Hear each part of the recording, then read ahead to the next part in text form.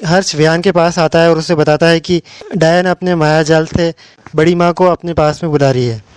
हर्ष और विहान वीणा के पास में जाते हैं। वीणा डायन को विहान समझकर उसके पास चली जाती है। डायन अपने जादू से वीणा को करंट का झटका देती है। सब लोग वहां पर आते हैं।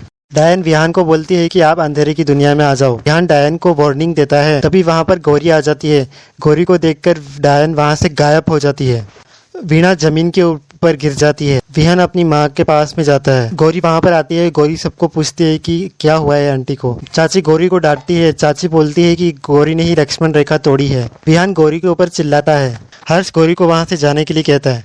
वीणा की चोटी बड़ी होती जाती है और वीणा का रंग काला पड़ जाता है। हर्ष और विहान वीणा के पास में आते हैं पर वीणा उनको कमरे में नहीं मिलती है। वीणा जमीन के अंदर धंस जाती है। सब लोग वीणा को बाहर निकालने की कोशिश करते हैं। सब लोग वीणा के लिए रोते हैं।